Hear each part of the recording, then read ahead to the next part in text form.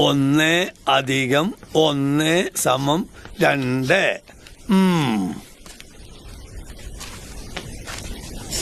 കണക്ക് ശാസ്ത്രത്തിൽ നീ ഒരു പുതിയ തത്വം കണ്ടുപിടിച്ചല്ലേടാ കേരള വെഞ്ചാല്.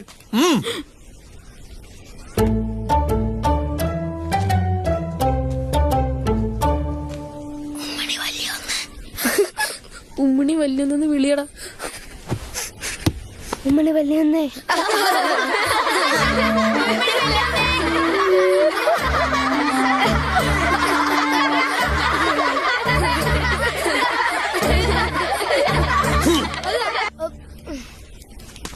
നീട്ടടാ കൈ.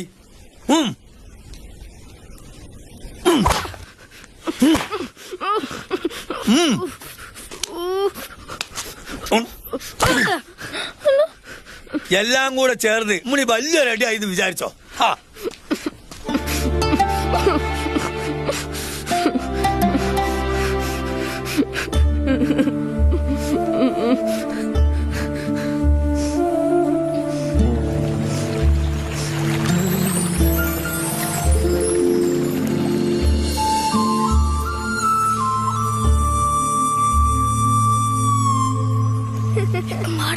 പോയി വിളിക്കട ചെറുക്ക.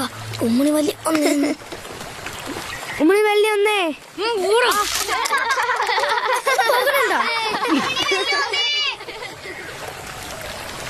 ഒന്നും രണ്ടാന്ന് ആർക്കാ അറിയാത്തെ? എത്ര വട്ടം പഠിപ്പിച്ചെന്നതാ കണക്ക് പട്ടികയും ഗുണന പട്ടികയും?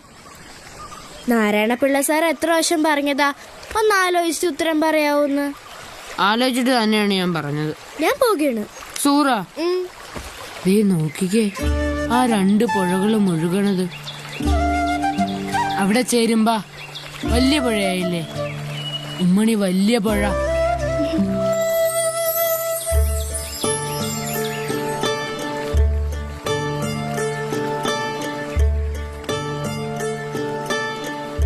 ശരിയാ, വാ പോകാം.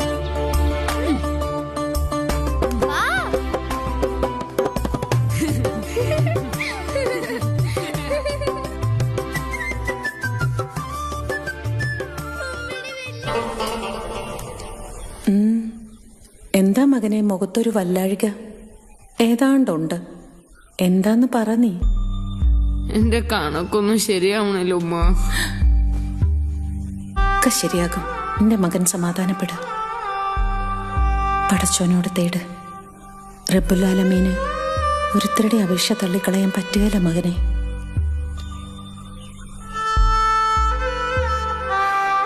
ദുആയിരക്ക്.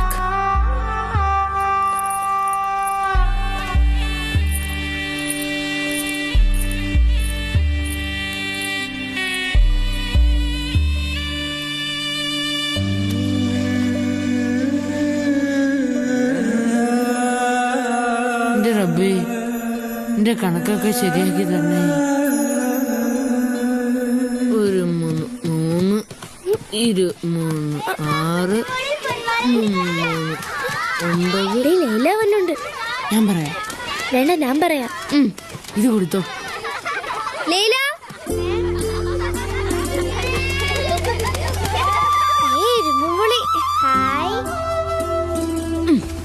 ഇനി മുതല് ലൈല ഇരിക്കുന്നിടത്ത് ഞാൻ ഇരുന്നോട്ടെ. അപ്പൊ ഞാനിരിക്കുന്നിടത്ത് ഇതിപ്പോ എന്തിനാ അങ്ങനെ? ലൈല പള്ളിക്കൂടത്തിൽ പോണില്ല പിള്ളേരെ. പോവാൻ പോകേ. ഇവിടെ ഇങ്ങനെ ചിറ്റിക്കറങ്ങി നടക്കാതെ 4 ലക്ഷം പഠിക്കാൻ നോക്ക്. എന്ത് പിള്ളേരേത്? നിനക്കറിയാല മജീദിനെ കണക്ക് സാറിന്റെ എന്നും തല്ല് കിട്ടുമെന്ന്. സ്കൂളിൽ പോയില്ലേ, വാപ്പാടെ കയ്യിൽ നിന്നും കിട്ടും. ഞാൻ ഒന്നും ചെയ്തില്ലെങ്കിലും എന്നെ അടിക്കുകയും വഴക്കുറയൊക്കെ ചെയ്യും. പിന്നെ ചിലര് പിച്ചയും മാന്തയും കളിയാക്കുകയും ചെയ്യും വെറുതെ അവരുടെ ഒരു സുഖത്തിന്. ഇനി ഞാൻ ചത്തുപോകുമ്പോ അവരൊക്കെ പറയുമായിരിക്കും, ആ പാവം മജീദ് ഉണ്ടായിരുന്നെങ്കിൽ ഒന്ന് പിച്ചയെങ്കിലും ചെയ്യാറുന്ന്. മാറിയിരുന്നേക്കില്ല, തല്ല് കിട്ടാതിരിക്കാനല്ലേ. നാളെ അല്ല ചെനച്ച മോണ്ടമ്മ കൊണ്ടുവരാ. സുഹ്റ, മണിയടിക്കാറായി. ലൈല മാറിയിരിക്കണില്ലെങ്കി ആ ഇരുമ്പുള്ളി എനിക്ക് തന്നേര്. അല്ലോ, ഞാനത് തിന്നും പോയി. മാറിയിരുന്നേര് ലൈല.